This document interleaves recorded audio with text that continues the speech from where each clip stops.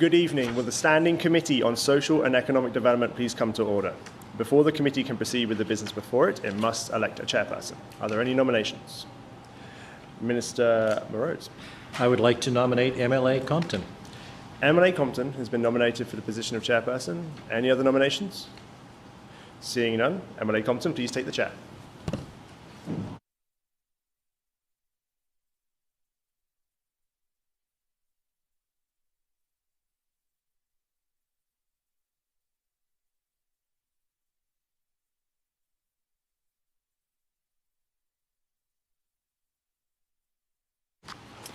Our next item of business is the election of a vice chairperson. Are there any nominations? Honourable Minister Moroz. I would like to nominate MLA Oxenham. MLA Oxenham has been nominated. Are there any other nominations?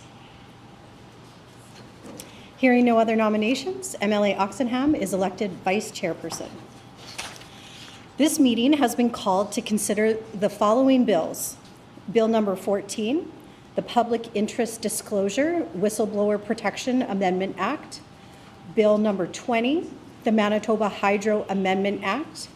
Bill number 39, the Manitoba Hydro Amendment and Tax Administration and Miscellaneous Taxes Amendment Act.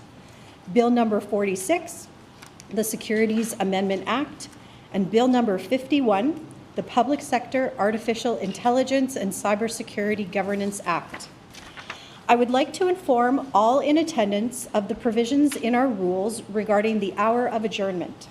A standing committee meeting to consider a bill must not sit past midnight to hear public presentations or to consider clause by clause of a bill, except by unanimous consent of the committee. I would also like to inform all members of the public in the gallery of the rules for decorum for standing committees. Please note that any participation from the gallery is not allowed. Examples of specific actions that are not allowed include clapping, cheering, or interrupting of presentations. Taking photos or video of the meeting is also not allowed. And please set your phones to mute right now if you haven't already. I thank everyone in advance for their cooperation.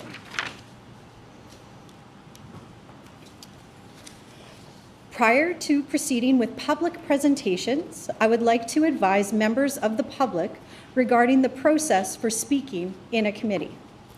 In accordance with our rules, a time limit of 10 minutes has been allotted for presentations, with another 5 minutes allowed for questions from committee members. Questions shall not exceed 45 seconds in length, with no time limit for answers. Questions may be addressed to presenters in the following rotation. First, the minister sponsoring the bill or another member of their caucus. Second, a member of the official opposition, and third, an independent member. If a presenter is not in attendance when their name is called, they will be dropped to the bottom of the list. If the presenter is not in attendance when their name is called a second time, they will be removed from the presenter's list. The proceedings of our meeting are recorded in order to provide a verbatim transcript. Each time someone wishes to speak, whether it be an MLA or a presenter, I first have to say that person's name. This is the signal for the Hansard recorder to turn the mics on and off. Written submissions from the following persons have been received and distributed to committee members. James Bedham, Manitoba Eco Network on Bill 20. Dirk Wang, New Decade Energy Limited on Bill 39. Scott Brooker, Private Citizen on Bill 39. James Bedham, Manitoba Eco Network on Bill 39. Dennis Volkov, Association of Manitoba Municipalities on Bill 51. Heather Fast, Manitoba Eco Network on Bill 51. Does the committee agree to have these documents appear in the Hansard transcript of this meeting? Agreed. Agreed, and so ordered.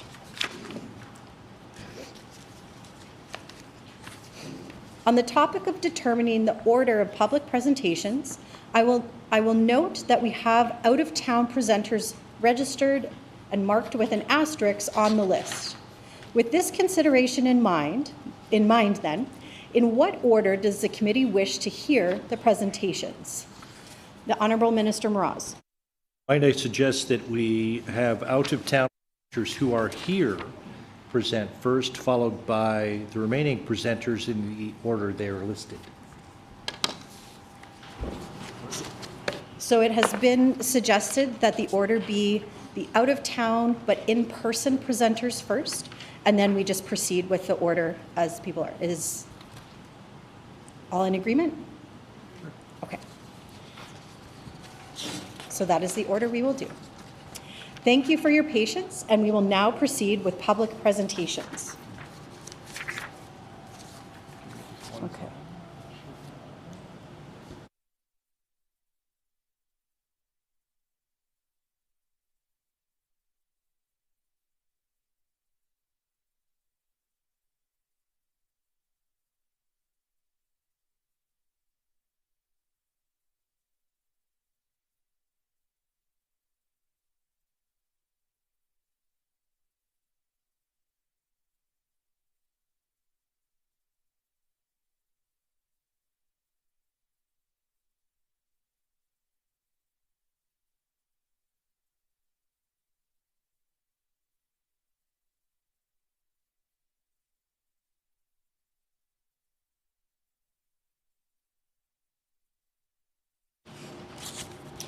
So I will now call on Mr. Brett Christensen to do his presentation on Bill number 20.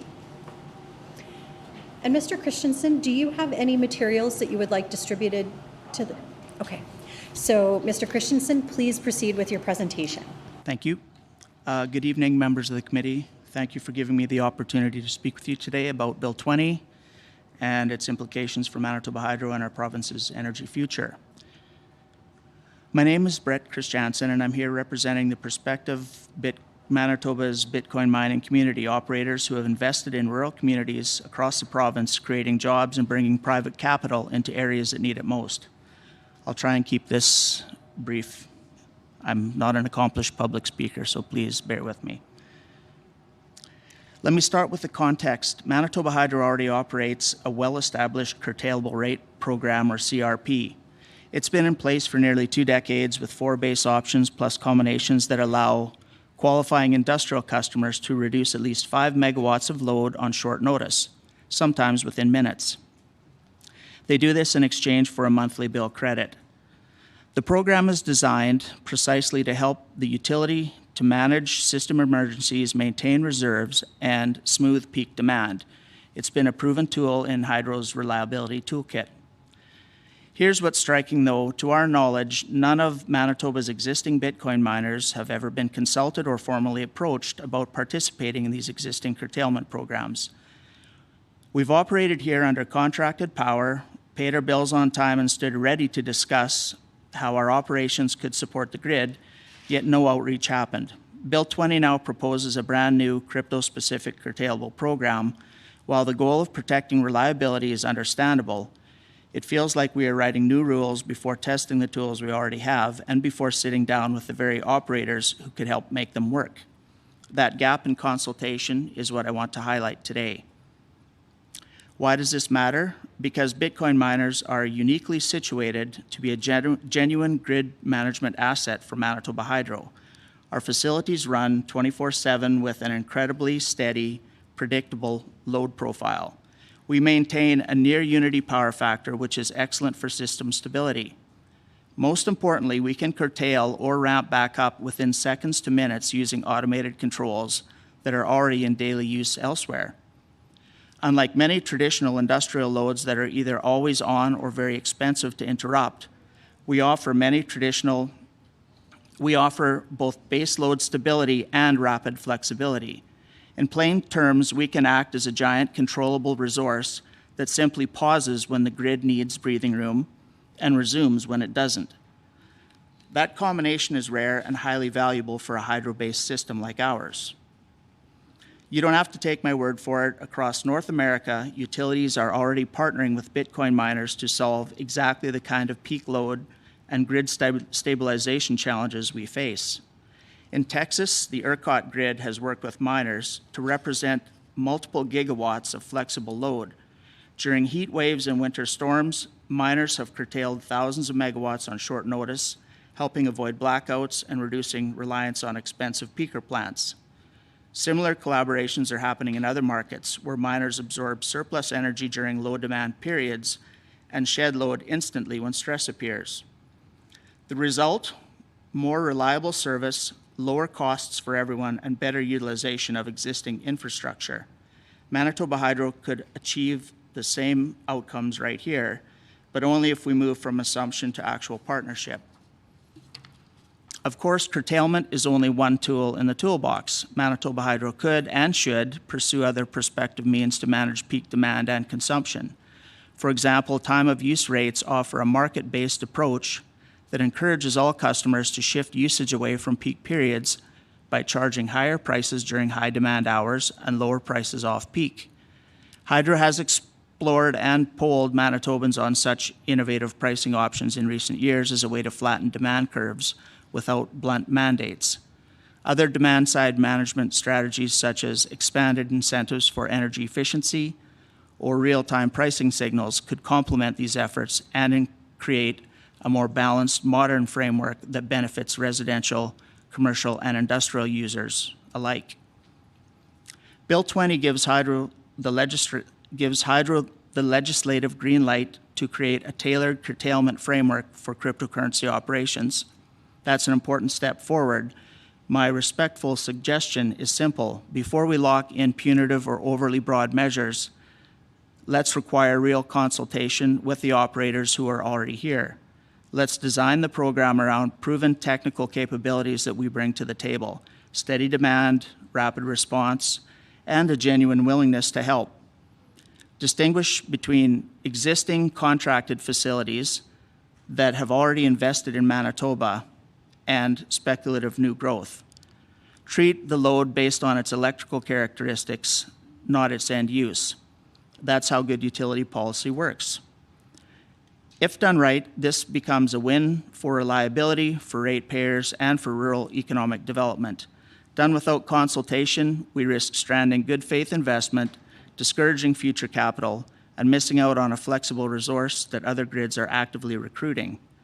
Thank you again for your time and for considering this perspective. I'm happy to answer any questions or connect you directly with operators who can walk you through the technical details of how our curtailment systems already function today.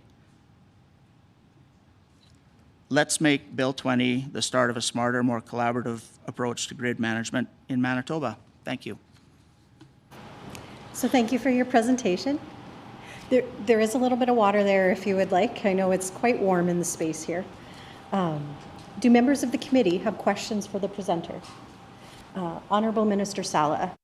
Thank you so much, Chair. I just want to thank you, Mr. Christensen, for being here, for your presentation. Really appreciate the perspective, and grateful that you took time here tonight to share it with us. Thank you.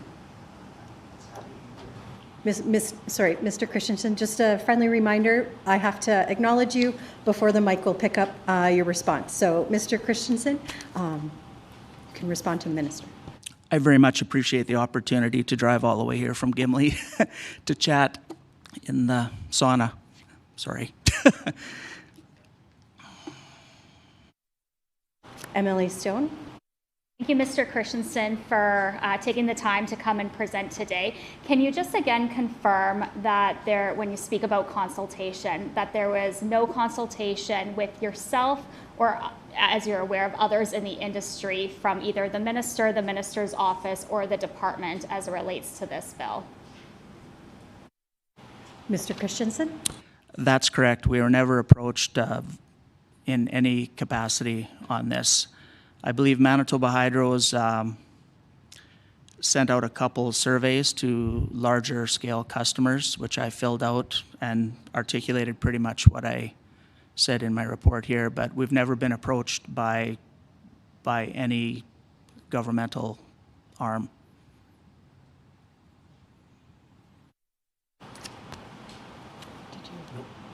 MLA Stone? Thank you. That's unfortunate to hear with individuals like yourself who have invested significant dollars in setting up these operations. So can you just speak a little bit further to how yourself or the industry could work with Manitoba Hydro on a curtailment program? You spoke about a lot of experiences that you have, both in Manitoba as well as in other jurisdictions, about the ability to curtail as it relates to keeping stable capacity load for Manitoba Hydro's grid. Can you just speak a little bit more to that? Mr. Christensen. Yes, we actually have management software in our facilities, which we could share an API with Manitoba Hydro, where literally whenever they need a curtailment, it would be as simple as a mouse click for the dispatchers. So it could happen and our power consumption ramps down very, very quickly, like within a couple minutes.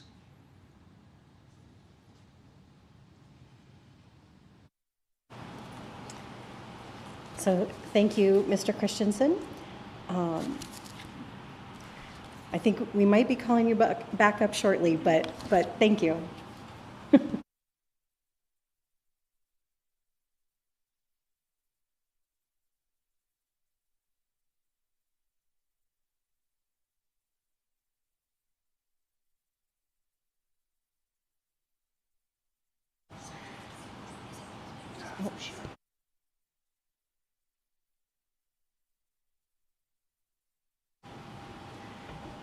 So I will now call on Mr. Brett Christensen. Moving on to bill number 39. And do you have any materials you'd like distributed to the committee for this one? All right. So Mr. Christensen, please proceed with your presentation. Thanks again to everyone on the committee for allowing me a chance to speak. This is a very emotional topic for me. I have a lot of my personal capital and my family's capital tied up in our small business, and the tariffs would collapse our business overnight, and it would be irreparable financial harm to our company. I would say bankruptcy. We just would not be able to operate. So on that bright, cheerful note, thank you for giving me the time to speak. I'm the president of 1001-3580 Manitoba Limited. We are a 100% Manitoba-owned Bitcoin mining operation. We operate in the rural North Interlake, just past Arborg, Manitoba. And I was employed with Manitoba Hydro for 26 years, so please forgive me if I occasionally fall into utility speak. And we operate under a valid general service medium contract with Manitoba Hydro for up to 2.5 megawatts on distribution facilities. So we are fed off a distribution feeder, not off a transmission line or a sub-transmission line. As far as I know, and I kind of know a little bit about it because I used to be the supervisor for the Gimli-Arborg Fisher Branch area for Manitoba Hydro. The feeder that we operate off of, we're not contributing to detrimental loading conditions on that feeder. We're not contributing to detrimental loading conditions on the substation that feeds our feeder or the larger regional grid. We are in the RM of Bifrost, and 87% of our ownership group resides within the RM of Bifrost. Our president, myself, our 3 technicians, and our bookkeeper all live within the Bifrost Gimli area. We fully support Bill 39's goals of protecting ratepayers, ensuring grid reliability, and requiring new loads to deliver real economic value. But the proposed intensive use levy as drafted would force the immediate shutdown of our small pre-moratorium operation and every other existing contracted Bitcoin miner in the province. We would respectfully ask for a targeted regulatory carve-out that recognizes the value that we deliver. Let me start with a quick plain language overview of Bitcoin and Bitcoin mining. I'll try and skip over it pretty quickly. Bitcoin is a decentralized digital asset. Think of it as digital gold that anyone can send or receive instantly, anywhere in the world, without a bank in the middle. It runs on a global network of computers that verify every transaction through a secure, transparent process called proof of work. Bitcoin mining is simply the work these computers do. They solve complex math problems to secure the network and earn new Bitcoin as a reward. It's energy intensive by design, but it's also the most secure financial network ever built. Bitcoin is rapidly moving from niche to mainstream. It's now held by major corporations, exchange-traded funds, and even the Czech Central Bank owns some Bitcoin. Financial institutions are adopting it quickly. BlackRock's iShares Bitcoin Trust has reached approximately $90 billion US in assets under management. Morgan Stanley has recently launched its own Bitcoin ETF, and Charles Schwab is rolling out direct Bitcoin trading to its 39 million clients. Many sovereign wealth funds, including Norway's government pension fund and Abu Dhabi's Mubadala fund, are building Bitcoin exposure. Financial advisors are now commonly recommending a 1 to 5% portfolio allocation for diversification and investment protection. In Canada, adoption is strong and growing, with roughly 10% of Canadians owning Bitcoin directly or through exchange-traded funds. This is a maturing asset class that Canadian investors and firms are embracing for long-term value. Now I'd like to change direction a little, and I'd like to address some of the allegations that Manitoba Bitcoin miners don't pay their fair share of Manitoba Hydro costs. Hydro's own 2026-2028 general rate application and prospective cost of service study show the opposite. Our operations are very high load factor customers, running 24/7 with up to 95 to 98% utilization. This steady operation makes highly efficient use of Manitoba Hydro's fixed cost infrastructure by spreading those large fixed costs over a much greater volume of energy sales than typical lower utilization customers. Hydro's cost of service study confirms that larger industrial and general service large classes deliver revenue to cost ratios above 100%, helping to keep rates lower for residential customers who are at approximately 96.9%.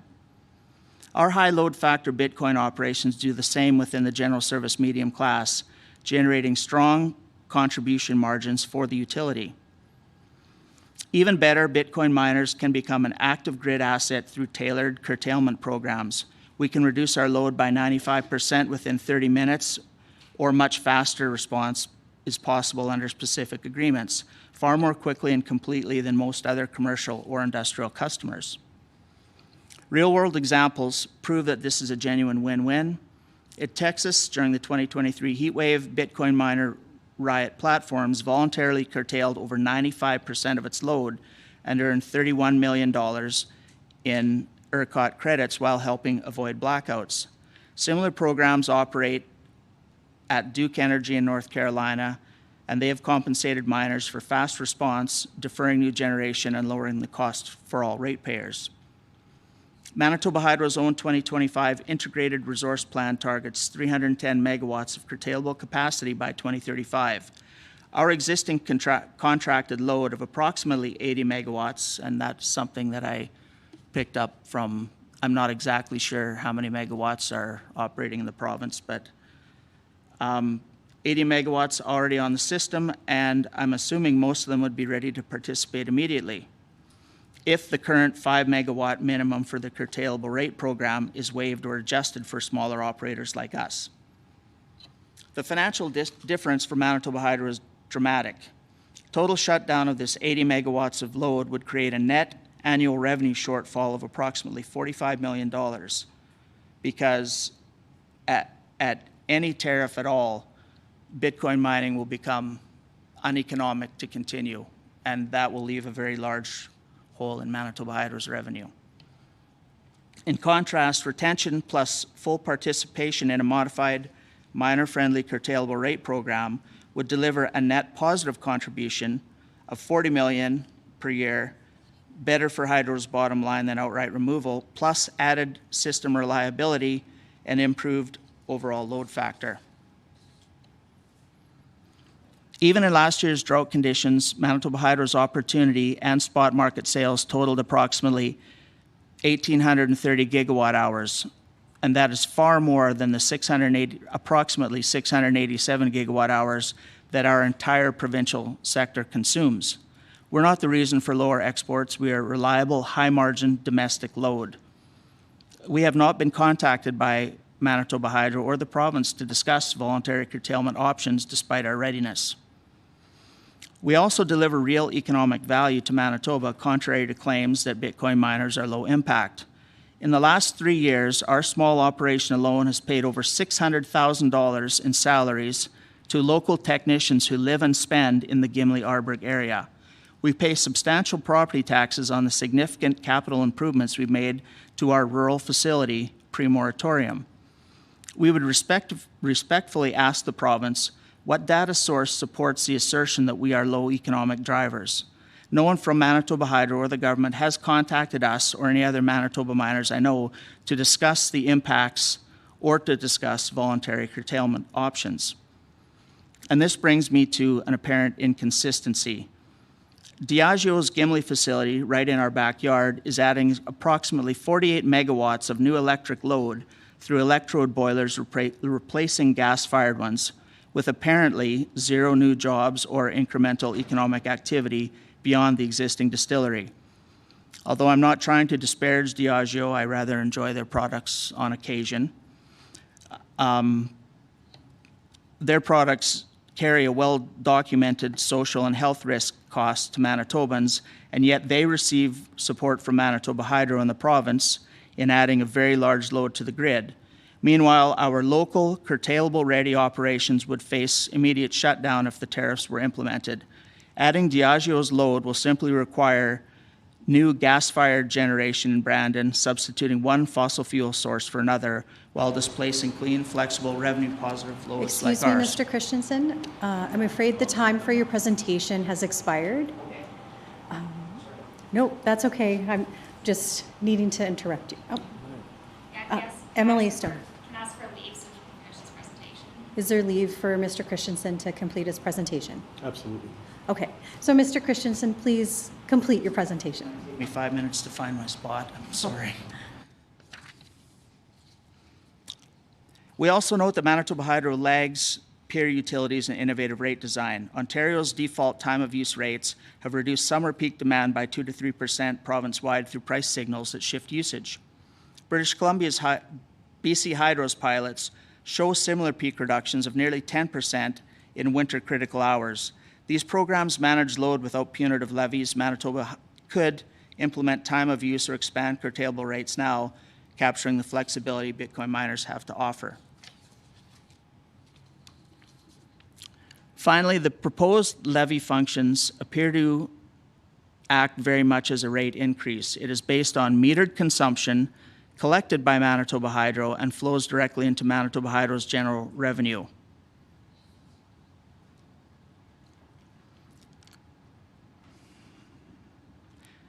And in legislature very recently, and I'm not going to throw you under the bus here, Minister Sala, it's not my intent, told the legislature that Bill 39 will only impact those operations above 5 megawatts.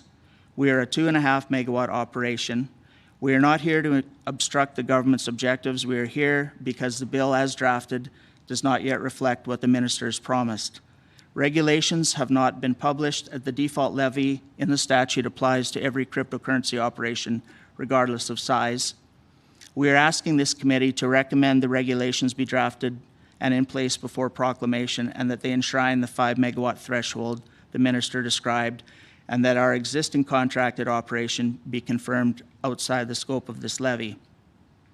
In conclusion, we propose a balanced regulatory compromise through Bill 39's regulation powers, a zero levy carve-out for existing contracted operations, an extension of the moratorium on new connections, and mandatory participation in demand response programs. This respects good faith contracts, delivers grid value, and maintains the bill's focus on new speculative growth. We are ready to provide operational data modeling or meet at your convenience. Our sector wants to be part of the solution for affordable, reliable power in Manitoba. Thank you. I look forward to your questions. So thank you for your presentation. Do members of the committee have questions for the presenter? The Honourable Minister Sala. I just want to thank you again, Mr. Christensen, for being here, for making the trip in to offer your perspective. And I also appreciate your collaborative offer there to offer data from your business to help gain insights should those be required. So thank you again for taking the time to be here and to share your concerns. Thank you. Mr. Christensen, you're welcome to respond. This opportunity very much. This has caused a lot of stress and strife in our lives, and I appreciate having the opportunity to speak on it. MLA Stowe.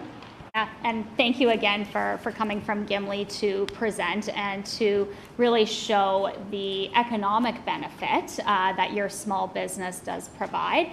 And going through this bill, and we have gone through second reading, which is why we're at committee stage today. The government did put out a misconception that there is no economic benefit that crypto and AI data centers provide to the province of Manitoba, and you are proof here right now that there is. So could you please just walk through again, just that economic benefit that you as a small business owner with a crypto operation provides locally? You had mentioned $600,000 in salaries for technical support, property taxes, and we all know how high those have gotten recently. Excuse me, the member's time has expired for asking a question. But Mr. Christensen, would you like to respond? Sure.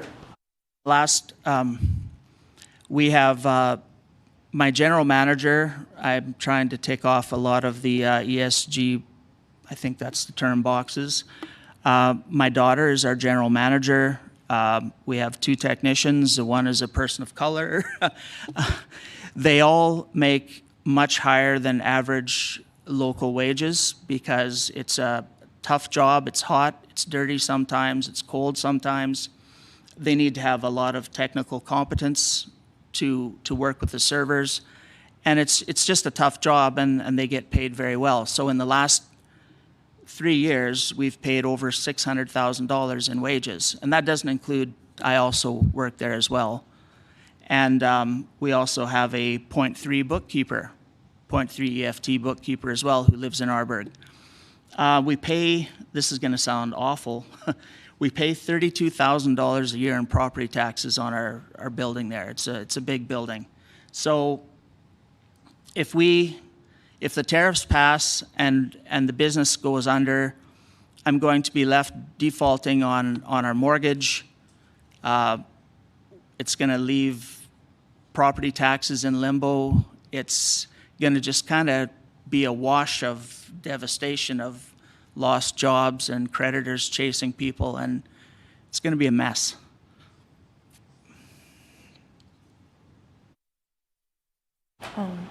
Emily Stone. Yeah, thank you. And, it's really terrible and unfortunate to hear that this bill is causing you and your family and your small business a significant amount of stress. And as you mentioned, if this goes through, significant financial strain for you. So with that being said, can you just confirm again that you were not consulted at all by the minister, his office, the department, or Manitoba Hydro before they brought forward this significant tariff? Mr. Christensen. Yes, I can confirm that I was not contacted in any degree. And the only reason I heard about this was one of my staff members caught the blurb on CTV Evening News and told me about it. Otherwise, I would have been blind to this entire thing, and it just would have come out of nowhere. And I have a good rapport with my Manitoba Hydro contacts in the business department. And I called right away and asked, is there any information you can give me on this? Like, what's happening? This could be financial ruin pending in a couple months. And he said that nothing had been passed down to him to pass on to customers. So we were flying totally blind. Emily Stone? Oh, yeah, Emily Stone. Yeah, in Earlier in your remarks, you were mentioning the $45 million in lost revenue to Manitoba Hydro with 80 megawatts for crypto within the province.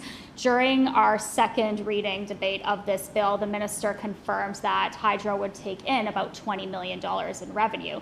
So that would be about $25 million in lost hydro revenue overall, if you put those two together. So could you just speak to that a little bit further, please?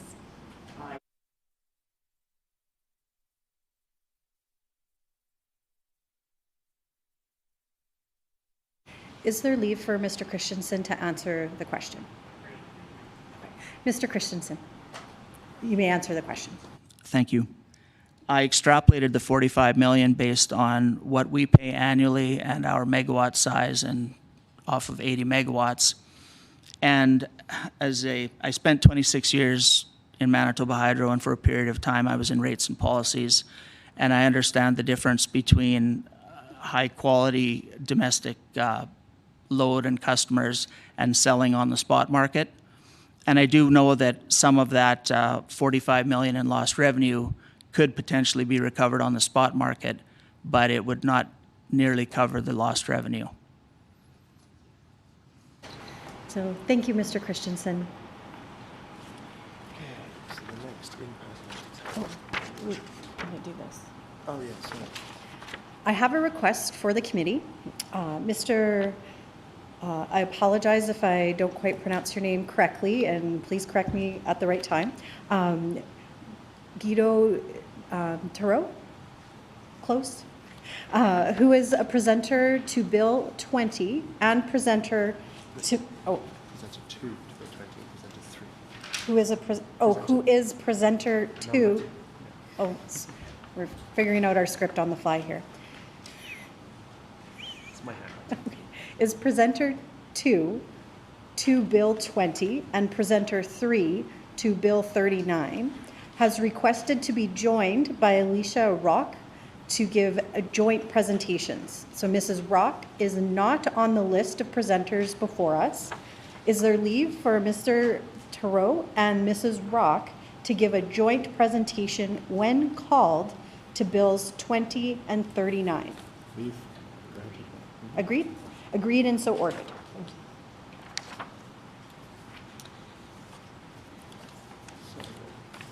This one. I will now call on Ms. Aiden Christensen.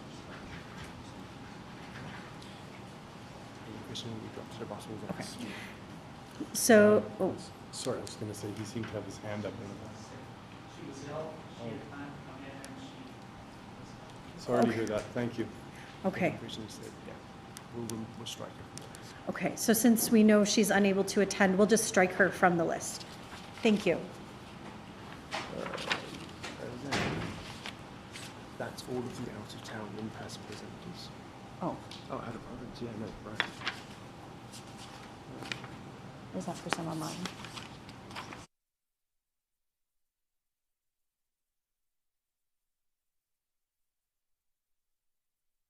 We'll now go through the bills numerically. Okay, so that concludes the out-of-town, in-person presenters. So we will now go back to the beginning of our presenter list. Starting at Bill 14. So I will now call on David Grant, private citizen. I think he's in the other room, so he will be dropped to the bottom of the list. He will be dropped to the bottom of the list, and we will come back to him. Now we're moving back to Bill number 20. I will now call on Mr. Guido Tarot, Gator Mining Inc., as well as Alicia Rock.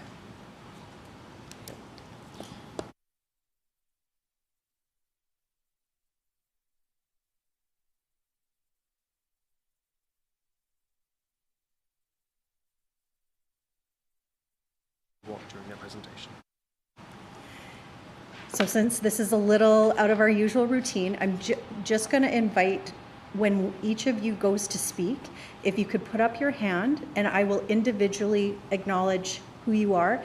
And that's for our Hansard recording folks, because they do a transcript, we want to make sure that the right words are attributed to the correct person. And please correct me if I'm pronouncing your names wrong. Does that make sense? My name is Terrio. My name is Gildo Terrio. Gildo. Okay. Terro. No, I'm Terry? Terrio. Terrio. Terrio. I apologize. So Gildo Terrio. Thank you. And is it Alicia? Alicia Rock. Alicia? Yeah. Rock? Okay. Okay. Who is beginning your presentation? Okay, so Alicia Rock. Please proceed with your presentation. Okay, so good evening, Chairperson and honorable members of the committee. My name is Alicia Rock, and I'm here with my business partner. Can you hear me? No? Sorry, we're just gonna see if we can get the volume correct. Is it Can better? we'll restart. Okay. Because, sorry, there we go. Maybe it's. Can we just do a quick test You might have to on? speak a Test? bit louder. There you go, that's better. It's better? Yeah. Yes, Okay. okay. Much better. I have to go Alicia very Rock, close. please proceed with your presentation. Okay. So good evening, Chairperson and honorable members of the committee. My name is Alicia Rock, and I'm here with my business partner, Gildo Terrio. We are here on behalf of our Manitoba-based crypto mining company, Gator Mining Incorporated. Our company provides hosting services to local, national, and worldwide clients.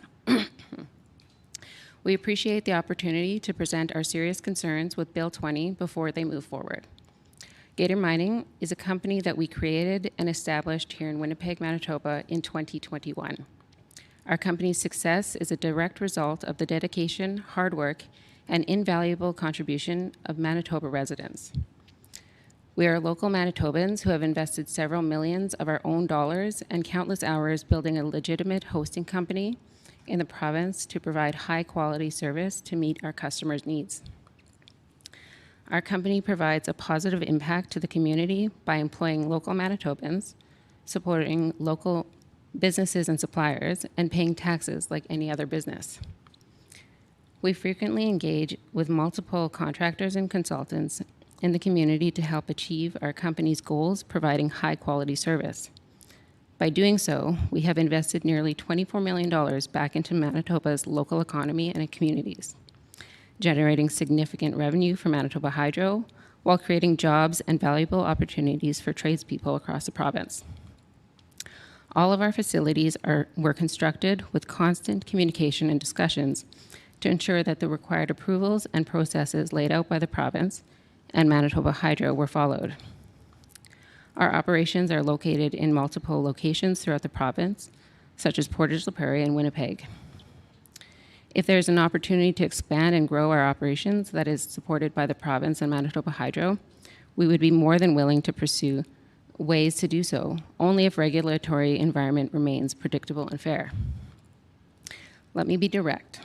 Bill 20, as currently written, put that future and our existing investments at immediate and severe risk. Bill 20 would introduce a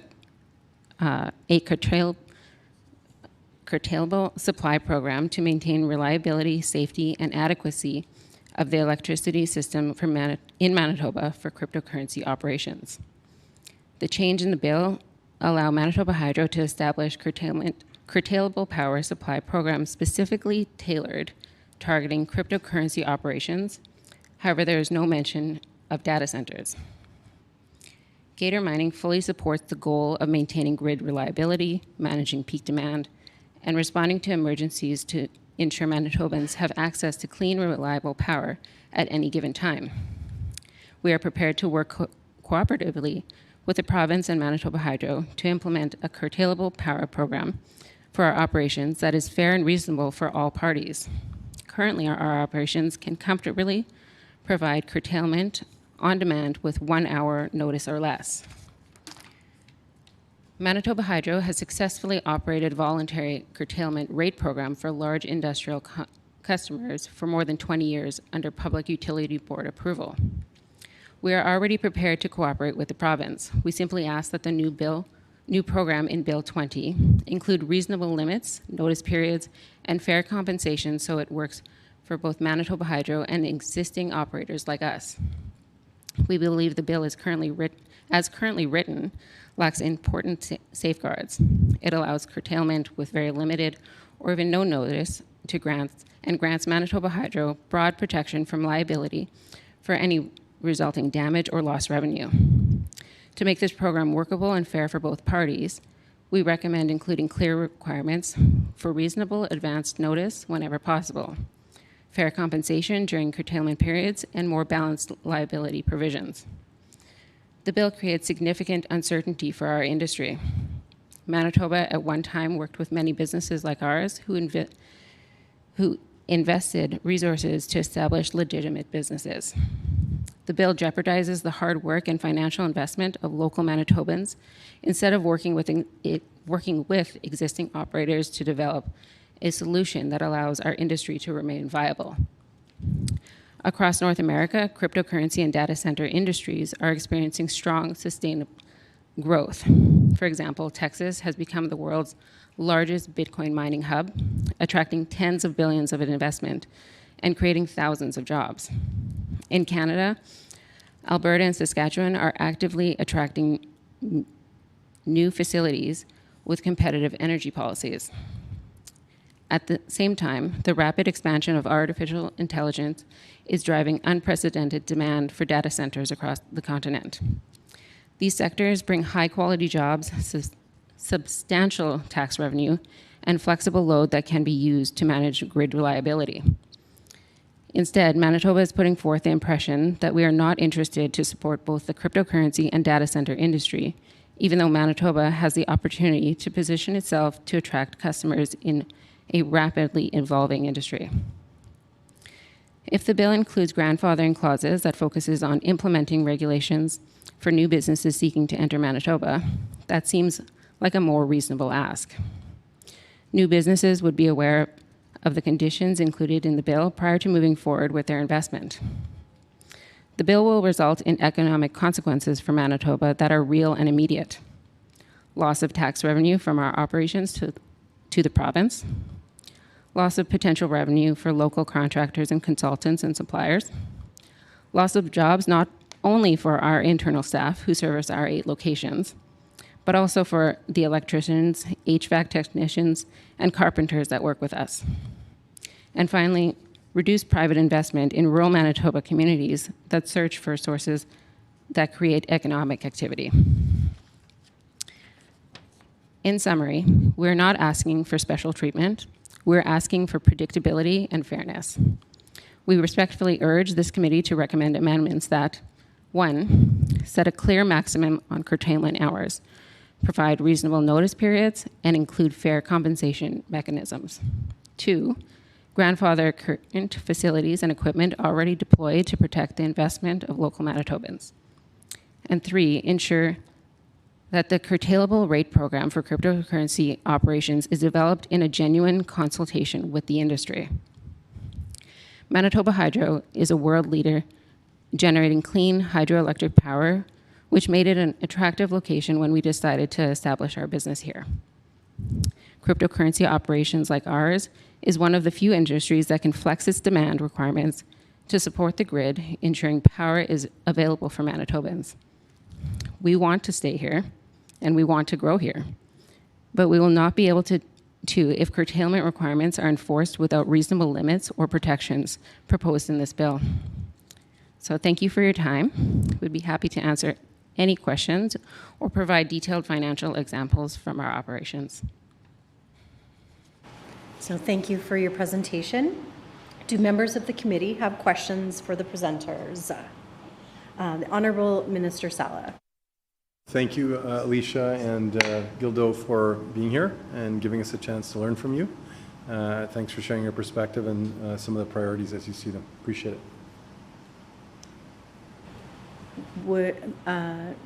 Mr. Theriault, would you like to respond? Thank you, Mr. Sala. MLA Stone. Yeah, thank you, and thank you for taking the time to present on the challenges that this bill and probably the next bill are presenting for you and your businesses across Manitoba. You mentioned that you have 8 locations across the province, so that's a pretty significant number of locations compared to the total number of operations that Manitoba does have in crypto mining across the province. So with that being said, were you ever consulted by the minister, the department, or anyone in government as it relates to Bill 20 that we're speaking about here today? Mr. Terrio. Sadly not. We've never been approached by any person or personnel from Manitoba Hydro. I have almost weekly communication with Manitoba Hydro, with my major account representative, and even once we find out, the way we found out from Brett. Brett found out from his daughter, and then we spread the word within the community of the crypto mining space. And I reached out, the same as Brett did. I reached out to my Manitoba Hydro rep, and he was not aware of this situation as well. So there's, yeah, that should answer your question.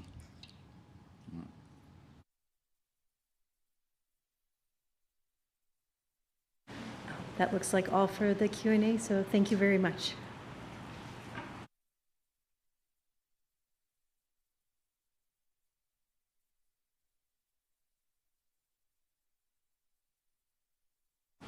I will now call on Mr. Jeff Hill, private citizen.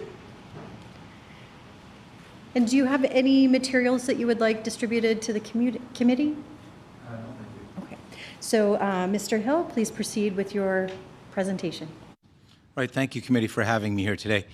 Jeff Hill of Winnipeg. I have been an investor in Bitcoin, specifically mining, very early, since about 2011 or 12, so very, very early. And in that time, I've put in approximately $100,000, and I've never once worried about the vagaries of the market going up and down. Time has shown that it has started very, very low, 0, and now we're pressing 108,000 Canadian. So ultimately, I haven't been wrong, but I have reinvested over time. Any profits that may have come in, I've taken out no actual money, right? So that 100 grand is in there, and any profits have been reinvested back into the miners. But when looking at why would I get into Bitcoin miners in Manitoba, it was obvious that the province and, of course, Canada is pretty stable relative to the rest of the world. And, of course, our grid is fantastically stable. Our rates are low. And really the only thing that could punch a hole in the business plan is if the rates went way up. And, of course, our Public Utilities Board governs that, to the best of my knowledge. And it's worked for me. So my friends and family and others have found out that I knew places that would be interested in accepting some additional investors. And so I have probably, through my own connections, funneled another $400,000 in investment around from, I would say, 30 to 50 people in that time. And a lot of them are young. There's 5, I can think of 6 that are over 50. And the majority of them would be in their mid-20s now, maybe as older as 35. And they put in a mere $10 or $20 or $30,000 mere, right? To them, $10 or $20 or $30,000 is a lot of money. And none of them have complained as the market's gone up and down. They know that ultimately the value is there. And if we're allowed to keep mining without the major cost being the electricity doubling on us, which will immediately shut down and destroy the industry, they can count on a rebound at some point. Well, the rebound isn't quite the right word, but without getting too deep into the weeds about how Bitcoin works, you ride the wave up. Demand can't catch up as the production can't catch up as fast as demand does. So there's a period where you make a lot of coin, and we're approaching one right now. And so while all my friends and family are waiting eagerly for this next elevator, which looks like it's right here, we're now all worried about the whole thing just shutting down. So not optimum for us, especially the younger people, right? I would point something out that's just a little off topic from my talk, and that is when all these miners are making coin in Manitoba, they get sold on an international market through registered trading floors. And this money's coming into Manitoba. Like, these aren't Manitobans buying Bitcoin. It isn't 80 megawatts of power being consumed by Manitobans and then being paid for by Manitobans with services and product that lands here. We're literally exporting our electricity in another form. So that's all I have for you. So thank you for your presentation. Do members of the committee have questions for the presenter? Honorable Minister Sala. I just want to thank you, Mr. Hill. Thanks for being here. Thanks for presenting, and thanks for sharing your perspective on this bill. Appreciate it. Mr. Hill, would you like to respond? For hearing me. MLA Stone. Yeah, thank you also for taking the time to speak. So if this bill moves forward, what do you see would be the challenges or the negative impacts, both from an investor standpoint, but also from a export standpoint of the electricity or the crypto that you are exporting, and then from an economic standpoint for Manitoba? As you mentioned, lots of young individuals have invested this, and a significant amount of investment goes into crypto mining operations. So if you could just speak to, if the government moves ahead with this bill, what could that mean from a negative standpoint? Mr. Hill. Well, roughly speaking, and they know more about the actual nuts and bolts of how it all works and what the costs break down to. But my understanding is that roughly 90% of the cost of mining a Bitcoin is the electricity. So if we double it, the mines are shut down. So the investments are gone. There's some infrastructure in buildings, but you can't sell the wires in your house. You can't sell the panels that are installed on the walls. You can't sell there's literally power cords, miles of power cords. You can't resell them for anything but a fraction of what you've put in.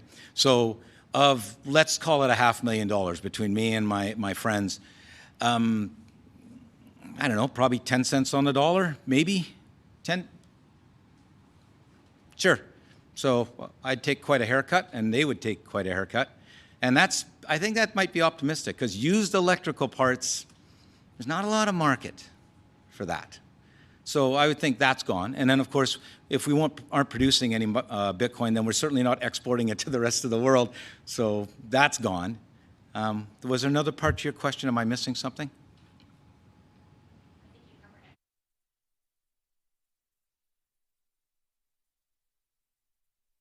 Okay, so I see no further questions, so thank you very much for your presentation, Mr. Hill. Thank you.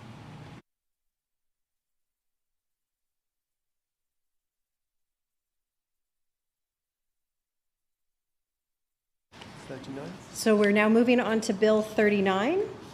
So I will now call on David Grant, private citizen.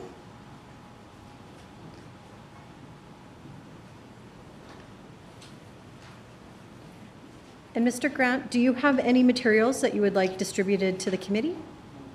Okay, so Mr. Grant, please proceed with your presentation. Okay. I was primarily here to speak to Bill 14, but we'll do that later, I guess. On the topic of 39, I can commiserate with the people who spoke to me before me. I think I've been here a long time in Manitoba, and paying for electricity for many decades. And things have changed a lot in the last 10 or 20 years as far as demand and population. The amount of hydro that's going to be consumed by residences and by the jobs those people do. So that becomes, I think, the governing factor. I think that's probably why this bill exists, is because the government has foreseen that in 8 or 10 years, before Manitoba Hydro can build very much, we're going to be short of power. I think there are people who don't realize that Manitoba is short of power every year. For a little while in December and January, Manitobans use more power than we can make. And I used to work at Hydro. We can make, and so we import it from the coal-burning places to the south of us, just for those short periods. As we add people, and we're adding a lot of people per year, as we do that, we have to keep those places warm and supplied with stuff. So I guess the number of months when we're self-sufficient in electricity is probably going to be dropping off. And I can see this bill is headed toward that future in 10 years, when Manitoba doesn't have enough power to keep the lights on for a large part of the year. And I think Hydro has some plans for gas turbines or something. But that is a reality, that the people who are talking about doubling the population of the province, the way that tends to go is doubling the size of Winnipeg. Our previous mayor spoke of 1 million people in Winnipeg, and I think that's not unrealistic. Maybe in 5 or 8 years we'll be 1 million, 1.2 million, in which case we're barely going to have enough power to keep those places warm. And so from that point of view, I'm in favor of the bill. I think the people previous spoke also about it being interruptible power, because what you find is that when you have a residential consumer base, they start the toaster and the coffee maker at 7 or 8 in the morning, and then hardly any power after 9. And then from 4 o'clock to 7 o'clock, they're busy consuming power, and then not much. So there are utilities who love to have an interruptible consumer, because we're lucky that Manitoba, the hydro portion of Manitoba Hydro, can be turned on and off easily. The water can be stop making power. The gas turbines that we use can also be started and stopped easily. If you're Ontario or New Brunswick, where you make your power from fission, those don't like being started and stopped for an hour.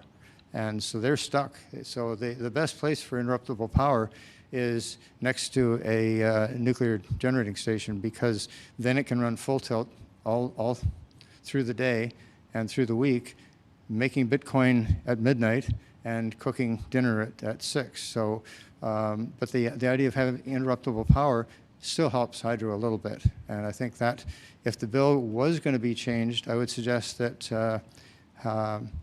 to the extent that it can be interruptible, like if hydro offered interruptible rate about where it is now, 24-hour rate for a big power consumer like the rolling mills, they might have to pay more, in industrial. And this one only deals with data mining, but I think a user like the electric arc furnace is something that uses a whole lot of power that could be heating up a couple of apartment buildings. So those are just some thoughts. And as I say, if the bill was to say non-interruptible power for a frivolous use, if that's what you want to call data mining, would pay this rate, and that the interruptible would pay a better rate. So just a thought there.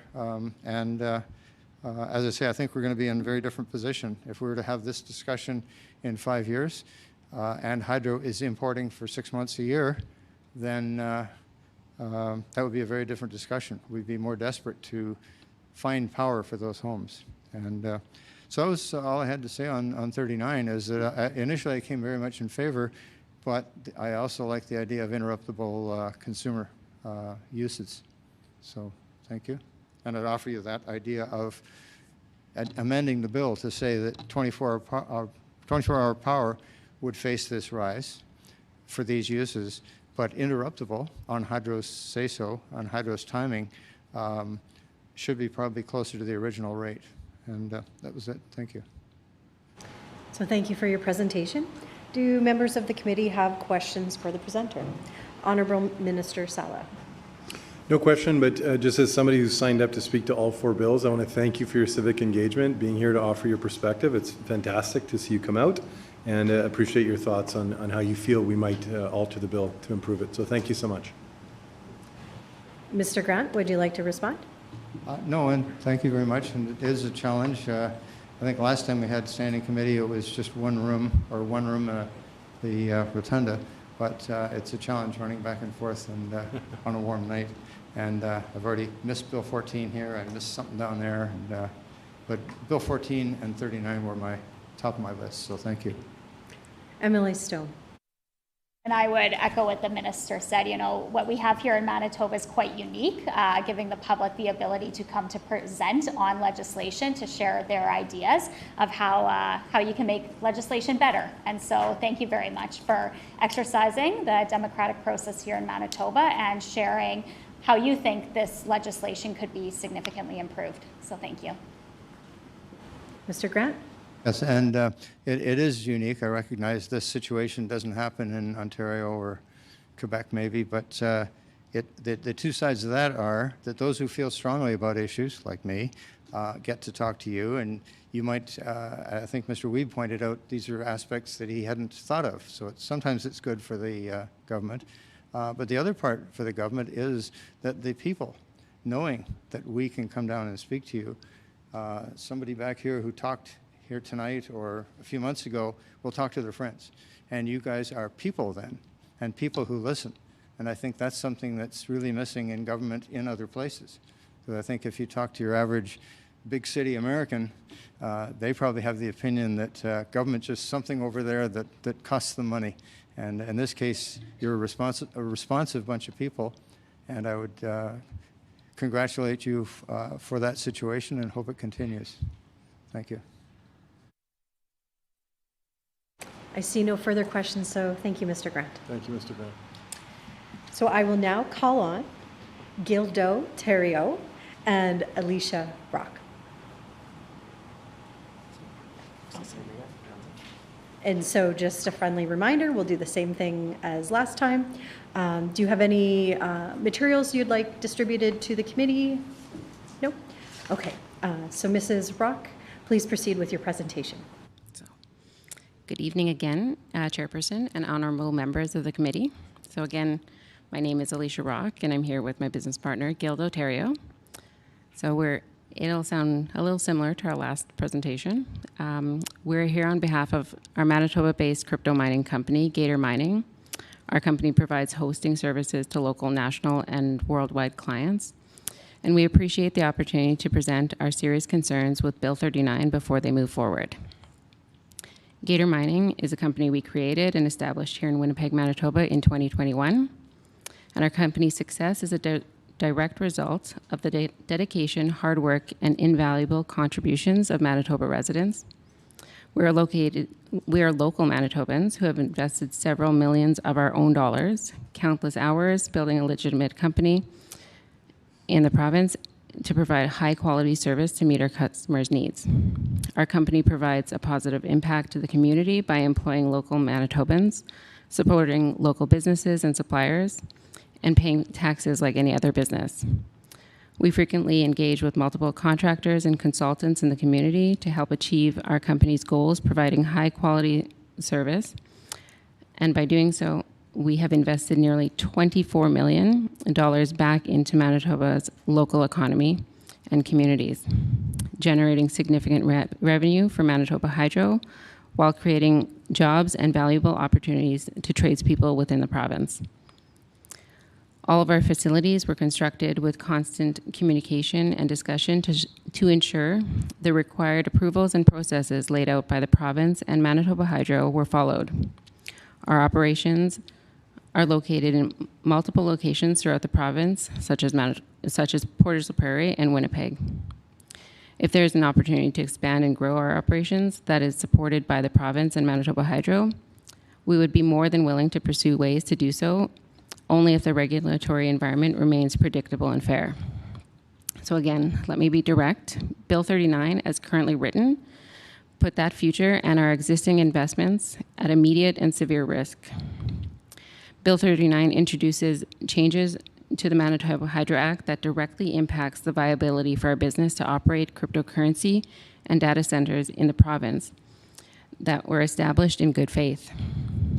As per the imposition of levy clause 110.21, The levy can be set by regulation, but if no rate is prescribed, it defaults to 100% of the entire monthly electricity bill. For businesses working in this industry, that is not a modest adjustment. For our business, a significant operating cost is power consumption. This rate change potentially doubles this operating cost, drastically impacting the health of our company in a negative way and a call for closure. The service that we provide to our clients typically costs tens of thousands of dollars per month, with a large portion of their invoice being influenced by power consumption. By implementing a 100% levy to the rate, the only way for our business to remain profitable would be to increase the cost to our customers. Although the solution sounds simple, due to the competition worldwide to secure lower operating costs for cryptocurrency hosting, our clients would have no choice but to end contracts with us and relocate to our competitors in the United States and neighboring provinces like Quebec and Alberta. If this outcome occurs, our business will have no choice but to shut down, as our revenue stream would be eliminated. Our company has purchased and deployed high-value mining equipment and infrastructure based on the current rate structure approved by the Public Utilities Board. This levy would turn those investments into stranded assets with no reasonable solution to recover our investment and the investment of our clients. The way the bill is currently written does not consider any type of grandfathering clauses for existing operations. Due to this, there is no transition period for businesses in this industry to explore solutions to remain profitable, keeping the doors open for future businesses. There is no assurance that the eventual regulated rate will be set at a level that allows us to remain competitive with other provinces or countries. The uncertainty alone is enough to freeze all future capital spending in Manitoba for our company until a clear future is communicated. Taken under all consideration, this bill creates a significant uncertainty for our industry. Manitoba at one time worked with many businesses like ours who invested resources to establish legitimate businesses. This bill jeopardizes the hard work and financial investment of local Manitobans instead of working with existing operators to develop a solution that allows our industry to remain viable. Across North America, cryptocurrency and data center industries are experiencing strong and sustained growth. For example, Texas has become the world's largest Bitcoin mining hub, attracting tens of billions of investment and creating thousands of jobs. In Canada, Alberta and Saskatchewan are actively attracting major new facilities with competitive energy policies. At the same time, the rapid expansion of artificial intelligence is driving unprecedented demand for data centers across the continent. These sectors bring high-quality jobs, substantial tax revenue, and flexible load that can be used to manage grid reliability. Instead, Manitoba is putting forth the impression that they are not interested to support both cryptocurrency and data center industry, even though Manitoba has the opportunity to position itself to attract customers in a rapidly evolving industry. If the bill includes grandfathering clauses and focuses on implementing regulations for new businesses seeking to enter Manitoba, that seems like a more reasonable ask. New businesses would be aware of the conditions included in the bill prior to moving forward with their investment.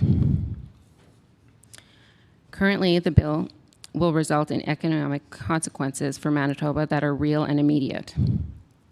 Loss of tax revenue from our operations to the province, loss of potential revenue for local contractors and consultants and suppliers, loss of jobs not only for our internal staff who service our 8 locations, but also for the electricians, HVAC technicians, and carpenters that work with us. And finally, reduce private investment in rural Manitoba communities that search for resources that create economic activity. In summary, we're not asking for special treatment. We're asking for predictability and fairness. We respectfully urge this committee to recommend amendments that, 1, avoid targeting a single industry for a significant electricity rate increase as proposed in Bill 39.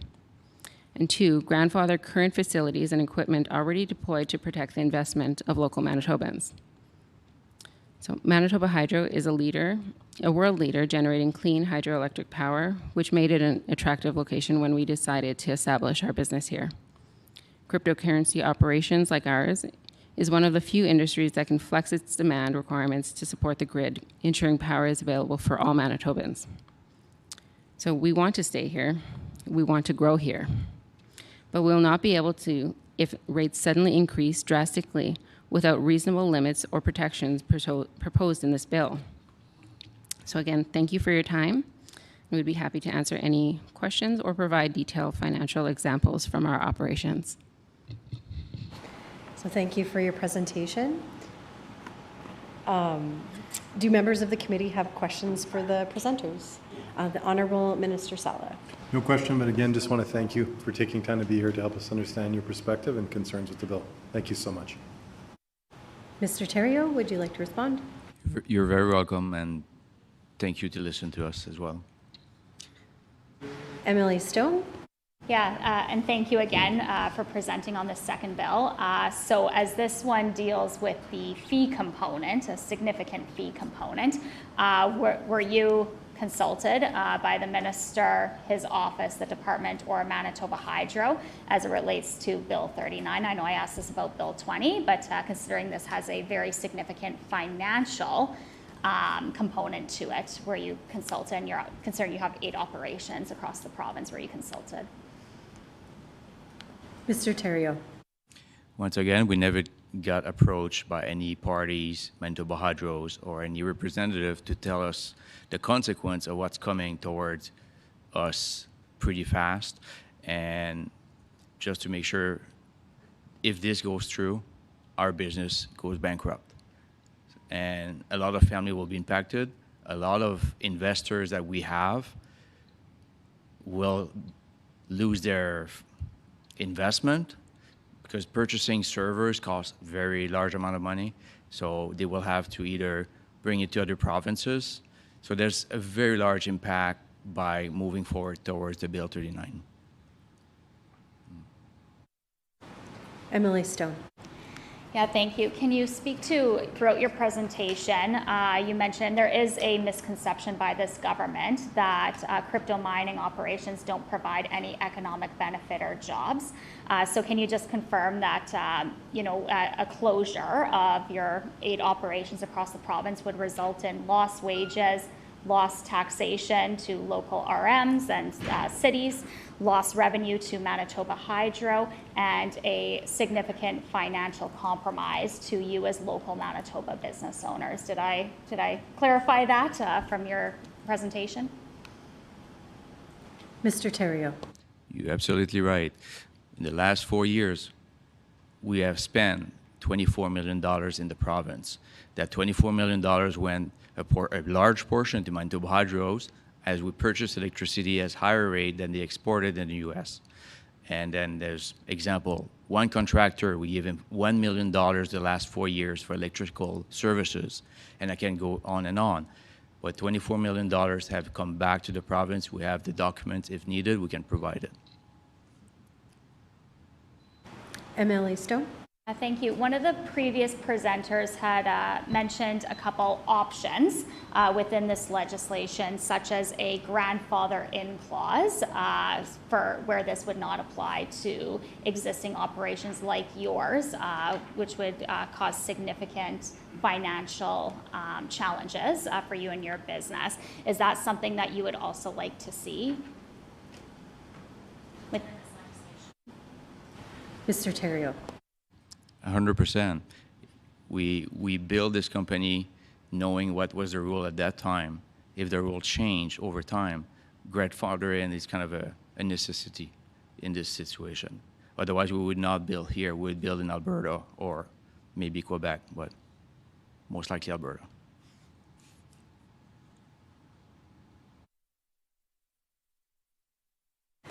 Okay, I see no further questions, so thank you very much for your presentation.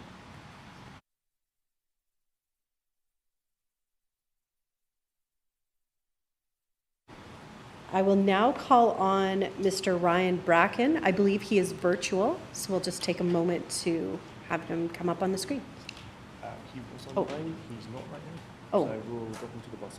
He had been online. He is not currently online, so we will actually drop him to the bottom of the list, and we will come back. So we will now move on to Bill number 46. And I will now call on David Grant, private citizen.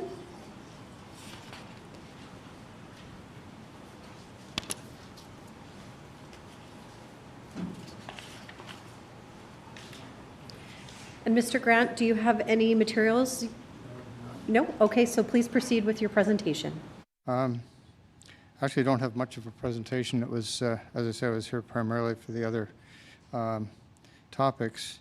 But on the other hand, I guess it's a good idea that I just congratulate Mr. Sala on updating the Act and the rules and support them. And as I said, I'm waiting for 14. So thank you. All right. Well, thank you for your presentation. Did you want to stay for any comments from any of the members of the committee? Do any of the members of the committee have questions or comments? Okay. Thank you, Mr. Grant.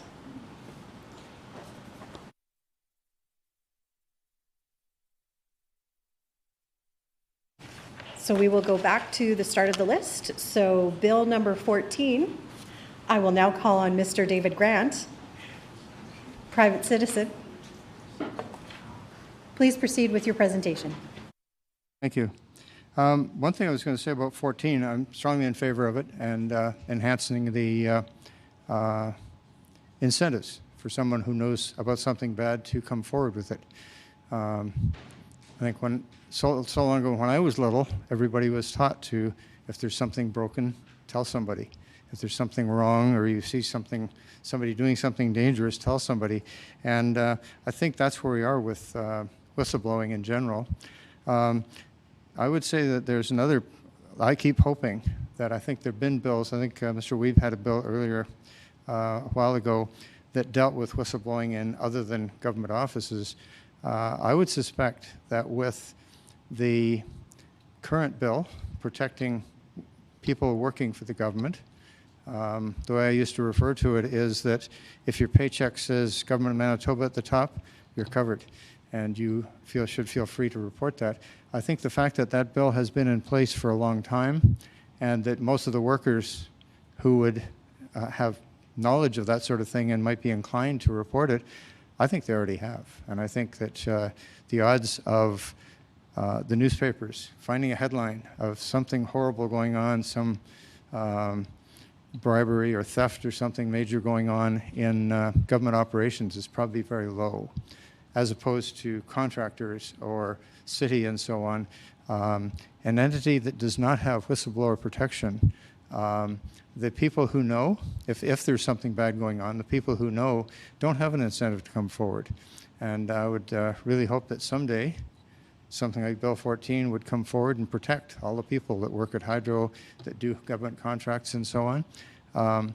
Because my perception, well, that the Daily News tells us that bad things happen and people steal money and costs go crazy high, and the only explanation is somebody did something crooked.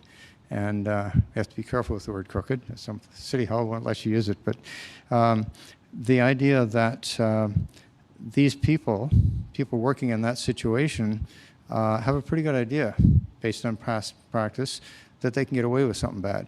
And that's how I'd really hope that we go further down that road to tightening up rules on the Crown Corps, the agencies operating under government authority. And again, I'd worked with Mr. Weeb to try and improve some of the rules when you're doing it, when a Crown Corp or government does an investigation, if it meets the standard, then because sometimes somebody reports something, the entity investigates, which they don't really, they just write a report, said we didn't find anything. So anyway, as I say, I support Bill 14, and I would really hope that someday it improves to incorporate all those other places where tax dollars have been stolen and wasted. And as I say, I have great faith in your employees that you notice in the last 20 years, there have been lots of cases hit the headlines of money's missing, money was wasted, prices went crazy high, and that tends not to be government workers doing that. And so I say that's my basis for saying that of all the, use forbidden words, all the corruption and bad things that may be happening out there, I'm pretty sure that the people covered by Bill 14 are not involved in that stuff. And I would just hope that we are able to write a bill to protect all those other people. And corollary to that is the Auditor General. Manitoba's auditor is not allowed to look into stuff done by a Crown Corp or by an agency reporting to the government. And so regulators and stuff like that, if somebody's stolen the money, the Auditor General is not allowed to look at it.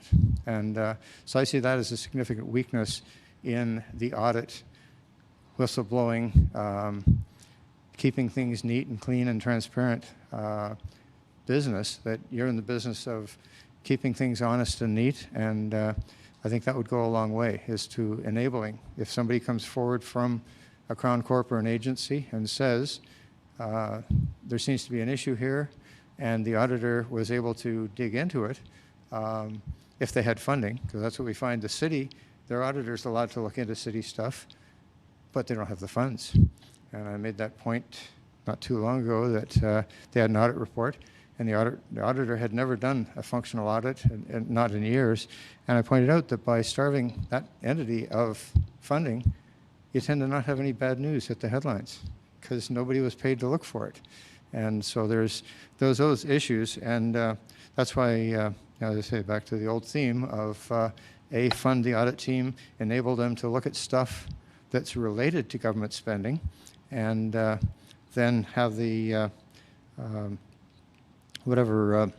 just to enable them to do that. So I would hope you do a bit more of that. And again, congratulations to Mr. Sala, and my applause for making things a little bit better. And I would hope that maybe you can talk to your office about a bill for this fall to have the umbrella cover more people who spend taxpayer money, or whose pay comes from the province. So thank you. Okay, thank you.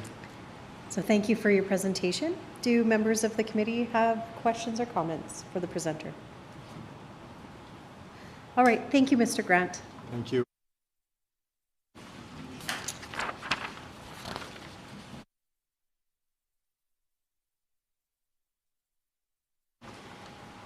So we will go back to Bill number 39, and we are going to call again Mr. Ryan Bracken, private citizen, online, and he is still not online. So he will be struck from the list, and I believe that is the end of our presenter list.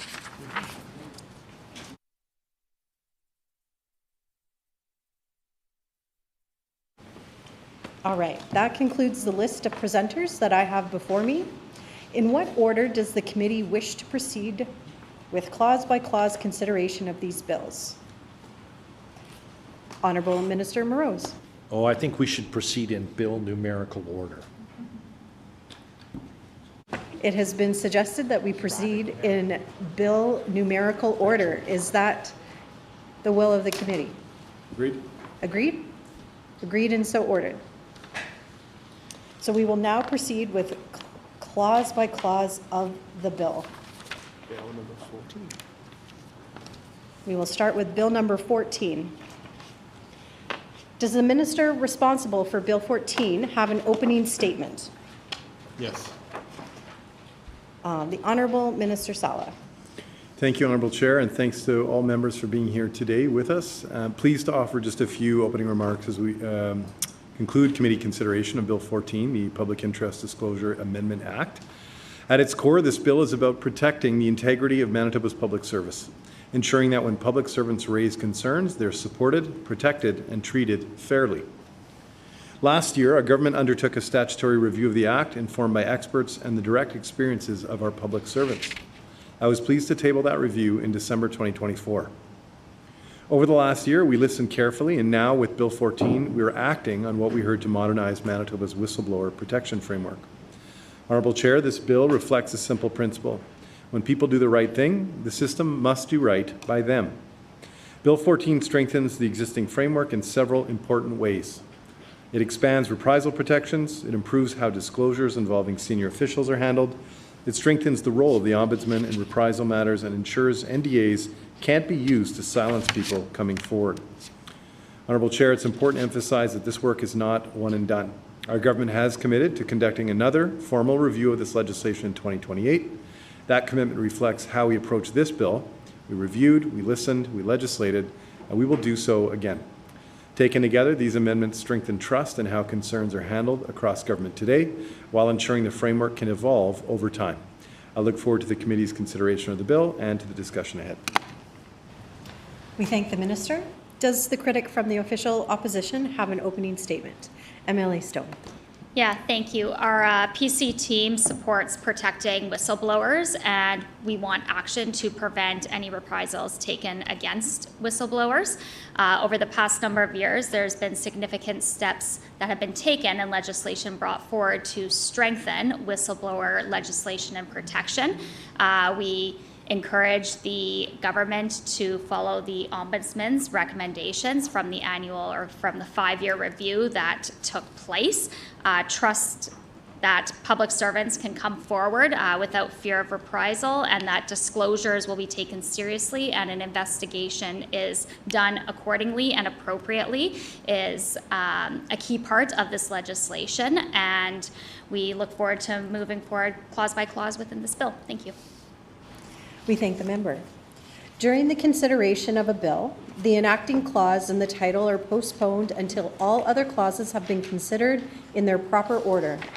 Also, if there is agreement from the committee, the chair will call clauses in blocks that conform to pages, with the understanding that we will stop at any particular clause or clauses where members may have comments, questions, or amendments to propose. Is that agreed? Agreed.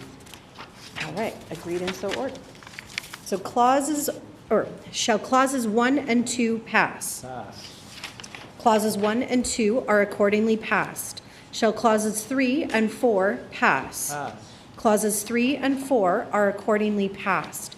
Shall clauses 5 and 6 pass? Pass. Clauses 5 and 6 are accordingly passed. Shall clause 7 pass? Pass. Clause 7 is accordingly passed. Shall clauses 8 and 9 pass? Pass. Clauses 8 and 9 are accordingly passed. Shall clauses 10 through 13 pass? Pass. Clauses 10 through 13 are accordingly passed. Shall the enacting clause pass? Pass. The enacting clause is accordingly passed. Shall the title pass? Pass. The title is accordingly passed. Shall the bill be reported? Agreed? Agreed. Agreed, the bill shall be reported.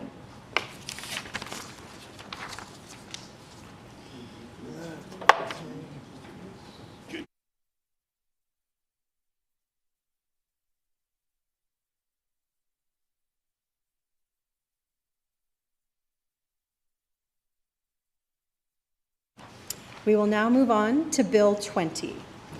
Does the minister responsible for Bill 20 have an opening statement? I do. So, Honourable Minister Salah. Thank you, Honourable Chair, and thanks again to all members for being here. Pleased to offer a few remarks in relation to Bill 20, the Manitoba Hydro Amendment Act. Manitoba Hydro provides clean, reliable, affordable power to all Manitobans. It has and will continue to be central to our province's economic development. At the same time, we need to address the pressures that are being placed on the grid. One of the challenges we are responding to is the growth of activities that require very large amounts of electricity on a continuous basis, such as cryptocurrency mining, often during periods when our system is under the greatest strain. Bill 20 addresses that. It would allow Manitoba Hydro, with the approval of the Lieutenant Governor and Council, to establish a mandatory curtailable power supply program for existing cryptocurrency mining operations. In practical terms, this means Hydro would be able to temporarily reduce power supply to those operations during peak demand, system constraints, or emergency conditions, helping protect reliability for everyone else who depends on the system. Last year, our government took action by placing a ban on new and pending cryptocurrency mining operations. Bill 20 builds on that work by ensuring that existing operations are managed in a way that serves the broader public interest. Managing peak demand is about protecting the system and protecting ratepayers. It helps keep costs down and ensures our clean energy continues to work for Manitobans first. Bill 20 is measured. It's a responsible step that supports long-term planning, system reliability, affordability, and I look forward to the committee's consideration of the bill. Thank you. We thank the minister. Does the critic from the official opposition have an opening statement? MLA Stone. Yeah, thank you. So as we heard tonight through various presenters, this bill was clearly presented without any consultation with the cryptocurrency mining industry that we do have here in Manitoba. There has been a lot left up to regulation within this legislation. We've heard from presenters tonight that are open and encourage the government to sit with them and work through a plan in consultation with the industry as to what a curtailment program could look like. We've heard from the industry that they have significant experience in being able to curtail, whether it's from Manitoba, across the country, or other jurisdictions. And without that consultation, with being so much being left up to regulation is a concern, as this industry was not consulted. So I would encourage the government and the minister to sit down with the industry to develop what those regulations look like in concert with their experts. And with that being said, I look forward to going clause by clause. We thank the member. During the consideration of a bill, the enacting clause and the title are postponed until all other clauses have been considered in their proper order. Shall clause 1 pass? Pass. Clause 1 is accordingly passed. Shall clause 2 pass? Pass. Clause 2 is accordingly passed. Shall clause 3 pass? Pass. Clause 3 is accordingly passed. Shall clause 4 pass? Pass. Clause 4 is accordingly passed. Shall the enacting clause pass? Pass. The enacting clause is accordingly passed. Shall the title pass? Pass. The title is accordingly passed. Shall the bill be reported? Agreed, the bill shall be reported.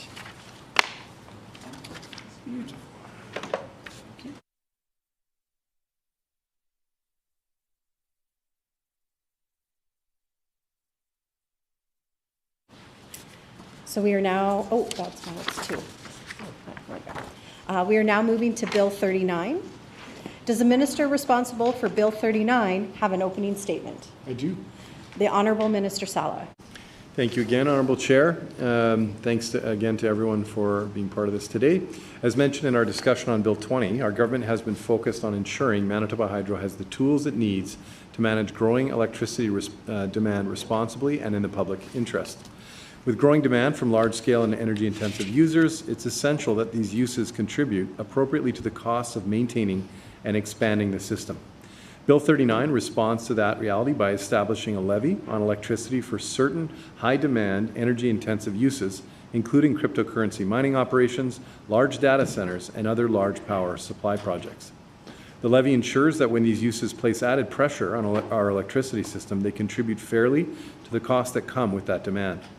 The bill applies the levy through separate customer classes and allows rates to be set through regulation.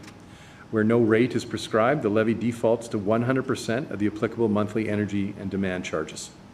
Importantly, the revenue from this levy is retained by Manitoba Hydro, not government, and is used to support the work Hydro must do to build new capacity, refurbish infrastructure, and maintain system reliability.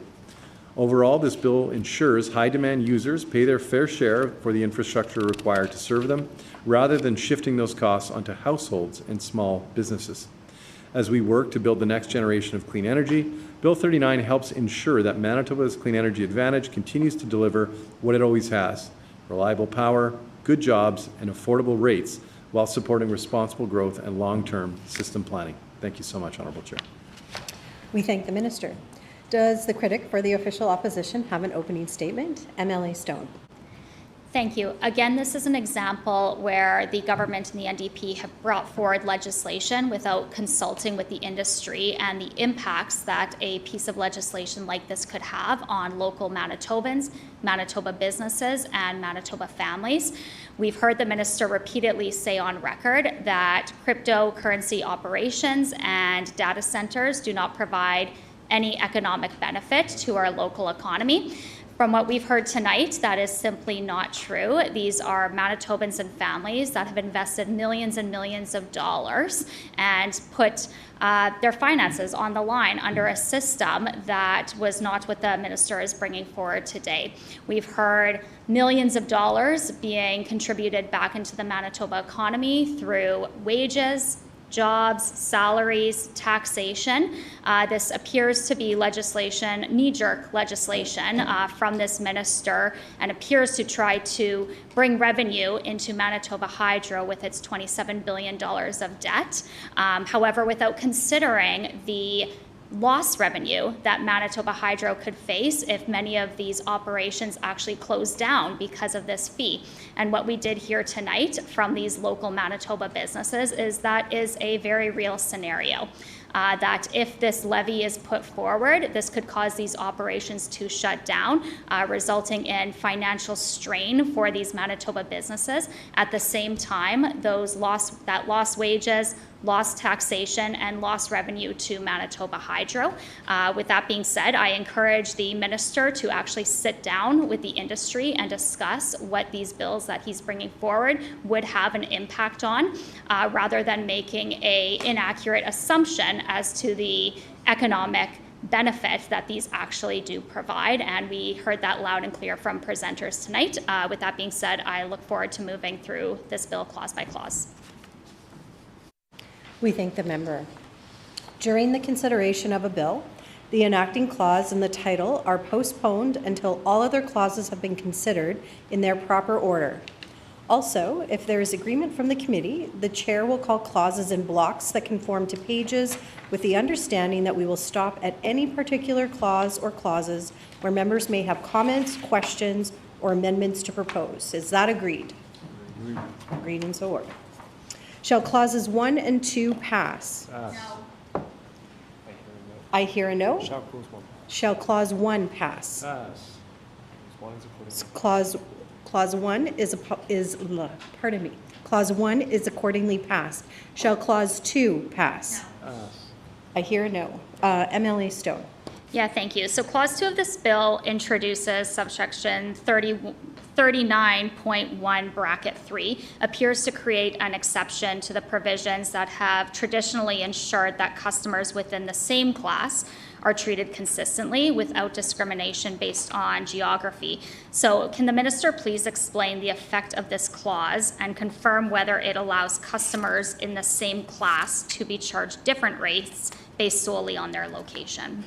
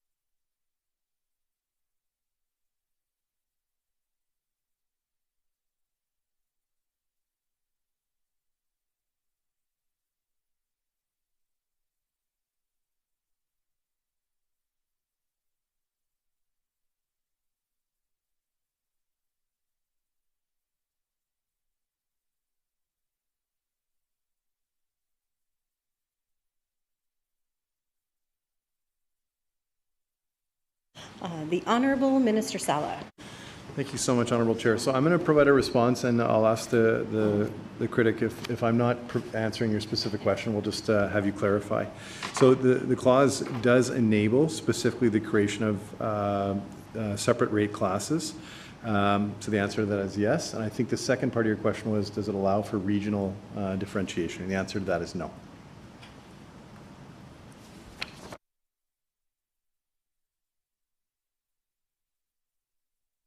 Any further questions or comments? Okay. So shall Clause 2 pass? Pass. Clause 2 is accordingly passed. Shall Clause 3 pass? Pass. I hear a no. MLA Stone. Yeah, thank you. So if the part of the concern or the reason for this legislation is energy consumption and pressure on the grid, can the minister explain why cryptocurrency operations are being treated differently from other high consumption users, especially when it comes to the threshold consumption in, I believe it's section 49.2 regulations, or the 5 megawatts?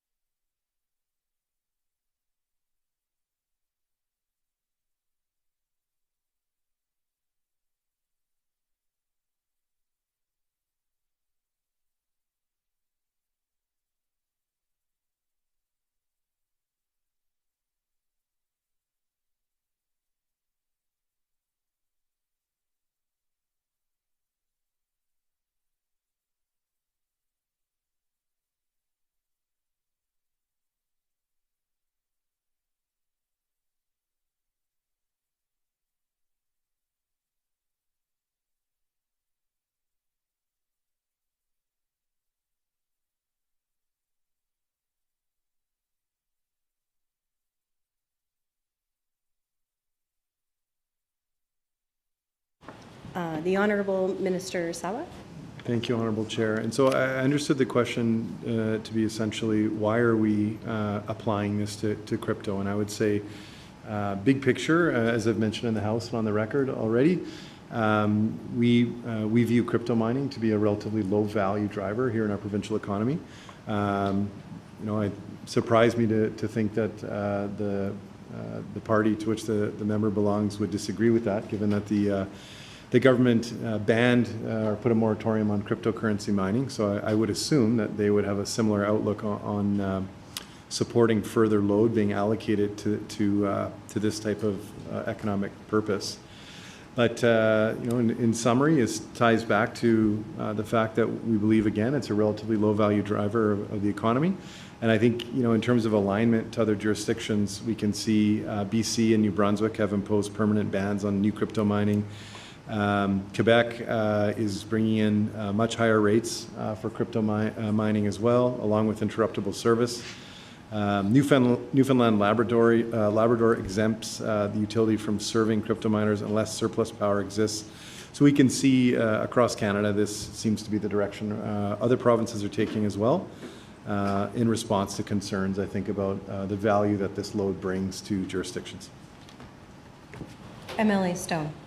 With all due respect to the minister, we're not talking about moratoriums or banning crypto here in Manitoba. That already does exist. What we're talking about with this bill is the potential to financially decimate local businesses and here in Manitoba that's set up under very different rules, as this bill refers to the tariff or the fee that will be placed on crypto mining operations. So just further to that clause, what is the impact on existing large power supply customers who do exceed that 5 megawatt threshold amount in section 49.2, as we know that there could be many when they do expand or increase that consumption?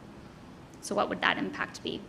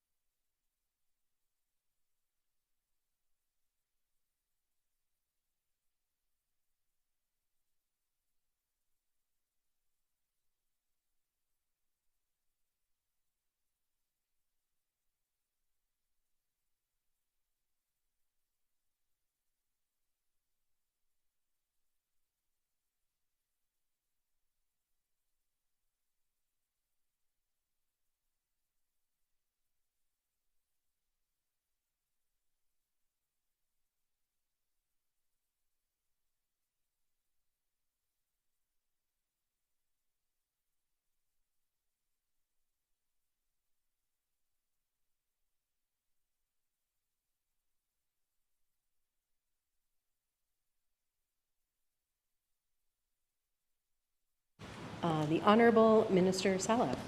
Thank you so much. So on the data center side, given it only impacts data centers over 5 megs, there are no data centers operating above 5 megawatts. So on the data center side, no impact. On the crypto side, all crypto is captured, I think, as the critic knows. Our legislated ban means there will be no new crypto, so this would only affect the existing customers which are currently in place. I think the member knows that there's an estimated 80 megs of load currently allocated to crypto, which means the impacts will be an estimated, if we use the default, which is the current what's outlined in the bill, 2 times the current rates which are currently charged, based on the rate that had been determined by the pub. However, again, as we go forward through the process of consultation, it's possible as we go through this that we'll determine another rate is merited, and that may be reflected in the regs. So the answer to the question, I guess, is contingent on where we land in terms of that rate in the regs, but I think that provides a fair summary to the question asked.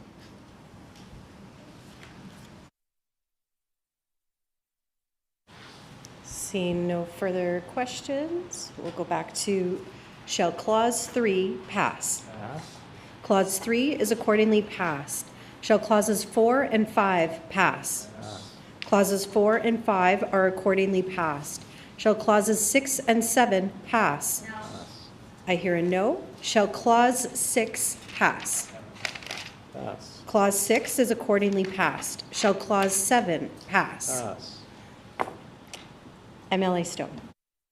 Thank you. Yeah, I just have a clarification on 110.2 bracket 1, section B, indicates 100% of the monthly energy charge per kilowatt hour and then 100% of the monthly demand charge per kilovolt. So can the minister just clarify who gets which charge, or if a customer may be liable for both levies?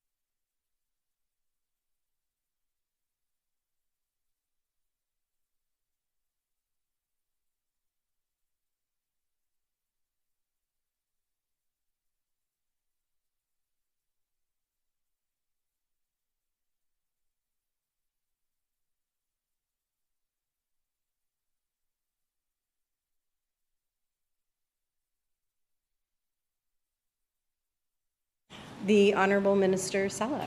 Thank you so much, Honourable Chair. So to answer the question, the customer is responsible for both. Both of those rates are set by the Public Utilities Board, and this would be consistent with what all large class energy users in Manitoba would be subject to.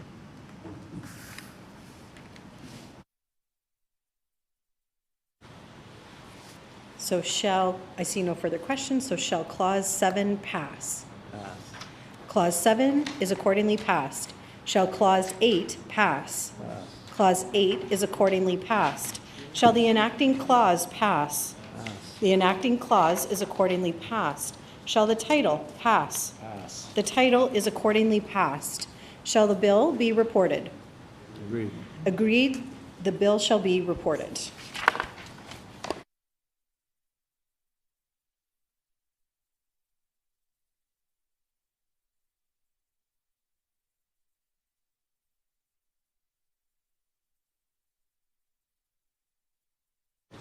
So we are now moving to Bill 46. Does the minister responsible for Bill 46 have an opening statement? I do. The Honourable Minister Sala. Thank you, Honourable Chair. I'm very pleased to have the opportunity to speak briefly to Bill 46, the Securities Amendment Act. Since coming into office, our government has been taking deliberate action to modernize Manitoba's financial regulatory framework. Last year, we took an important and foundational step by re-establishing the Manitoba Financial Services Agency as an independent, arm's-length entity. That step mattered. It ensured Manitoba's oversight is independent, credible, and aligned with how financial regulators operate across the country. Bill 46 builds directly on that progress, focused on ensuring our regulators have the tools they need to keep pace with an increasingly complex, digital, and fast-paced capital market environment. Specifically, this legislation grants the authority of the Manitoba Securities Commission to regulate financial benchmarks. It strengthens enforcement against misconduct, including false or misleading statements made online, and it updates civil liability provisions to better protect investors. Honourable Chair, Bill 46 is not the end of this work. Manitobans can expect further action in this area. Updating and modernizing our financial legislation will be an ongoing effort. Capital markets evolve, risks change. Technology advances, and Manitoba must be ready to respond. Our goal is to keep pace with other jurisdictions and ensure we're never left behind again. Honourable Chair, Bill 46 is a necessary step forward and an important part of bringing Manitoba's financial oversight into the modern era. I appreciate the committee's attention and look forward to the discussion ahead. Thank you. We thank the minister. Does the critic from the official opposition have an opening statement? MLA Stone. Yeah, thank you. The financial services industry has gone through some significant changes over the years, and so Manitoba has been on a path of modernizing legislation as it relates to this industry. So this bill is essentially about playing a little bit of catch-up and fixing some of the gaps that currently exist, but that are already standard practice within the financial services industry. And we look forward to continued modernization and look forward to going clause by clause. Thank you.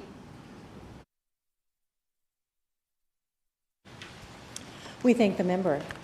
During the consideration of a bill, the enacting clause and the title are postponed until all other clauses have been considered in their proper order. Also, if there is agreement from the committee, the chair will call clauses in blocks that conform to pages with the understanding that we will stop at any particular clause or clauses where members may have comments, questions, or amendments to propose. Is that agreed? Agreed. Okay, agreed and so ordered. Shall clauses 1 and 2 pass? Clauses 1 and 2 are accordingly passed. Shall clause 3 pass? Clause 3 is accordingly passed. Shall clauses 4 and 5 pass? Clauses 4 and 5 are accordingly passed. Shall clause 6 pass? Clause 6 is accordingly passed. Shall clause 7 pass? Clause 7 is accordingly passed. Shall clause 8 pass? Clause 8 is accordingly passed. Shall clauses 9 through 11 pass? Clauses 9 through 11 are accordingly passed. Shall clause 12 pass? Clause 12 is accordingly passed. Shall clauses 13 and 14 pass? Clauses 13 and 14 are accordingly passed. Shall clause 15 pass? Clause 15 is accordingly passed. Shall clause 16 pass? Clause 16 is accordingly passed. Shall clause 17 pass? Clause 17 is accordingly passed. Shall the enacting clause pass? The enacting clause is accordingly passed. Shall the title pass? The title is accordingly passed. And shall the bill be reported? Agreed. Agreed. The bill shall be reported.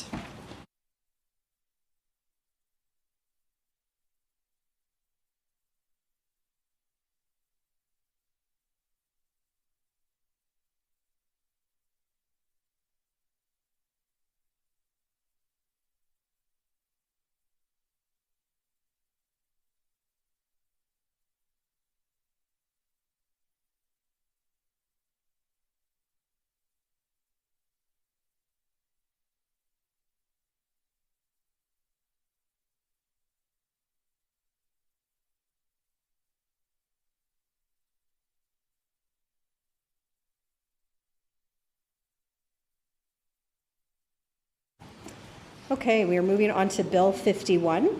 Does the minister responsible for Bill 51 have an opening statement? I do. Okay, the Honourable Minister Moroz.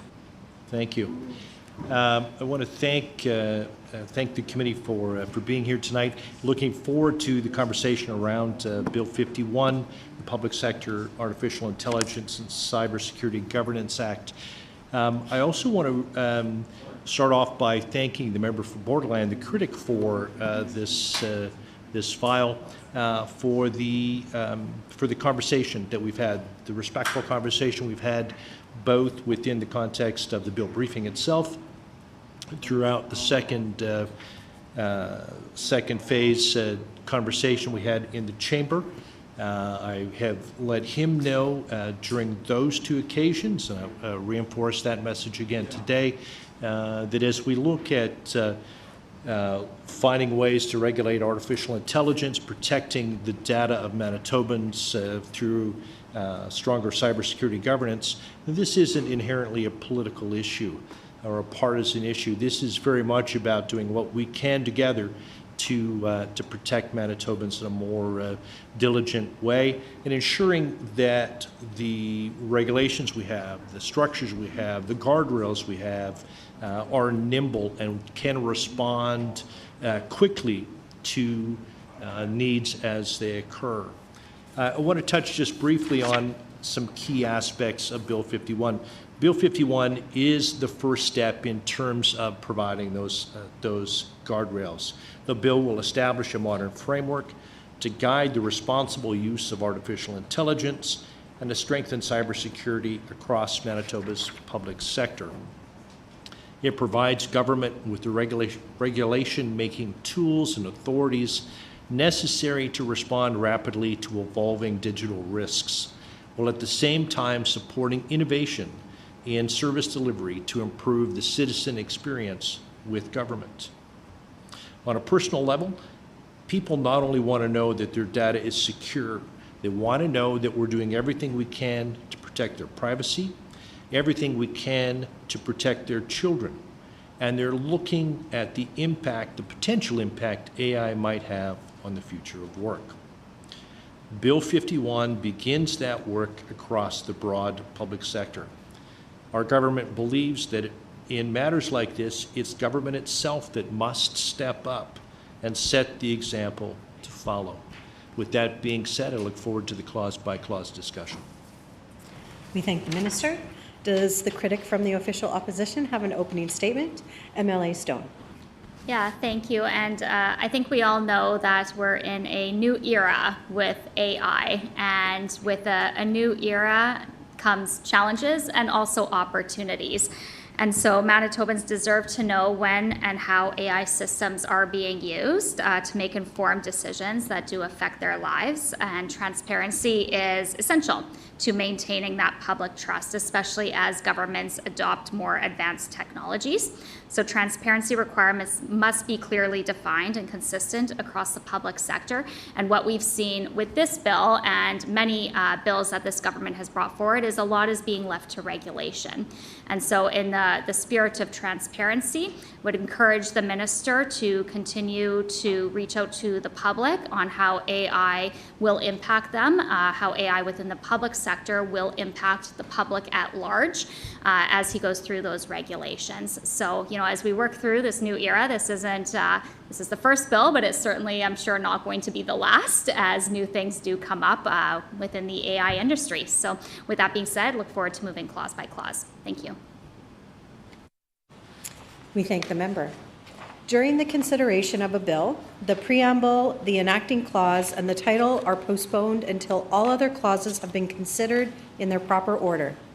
Also, if there is agreement from the committee, the chair will blocks that conform to pages, with the understanding that we will stop at any particular clause or clauses where members may have comments, questions, or amendments to propose. Is that agreed? Agreed. Agreed and so ordered. Shall Clause 1 pass? Pass. Clause 1 is accordingly passed.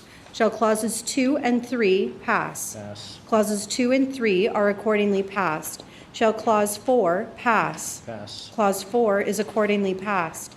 Shall clauses 5 through 9 pass? Pass. Clauses 5 through 9 are accordingly passed. Shall clause 10 pass? Pass. Clause 10 is accordingly passed. Shall clauses 11 and 12 pass? Pass. Clauses 11 and 12 are accordingly passed. Shall the preamble pass? Pass. The preamble is accordingly passed. Shall the enacting clause pass? Pass. The enacting clause is accordingly passed. Shall the title pass? Pass. The title is accordingly passed. Shall the bill be reported? Agreed. Agreed, the bill shall be reported.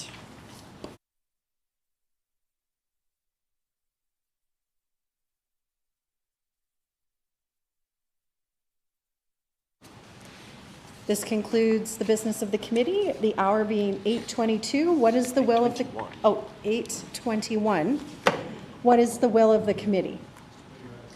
Committee rise.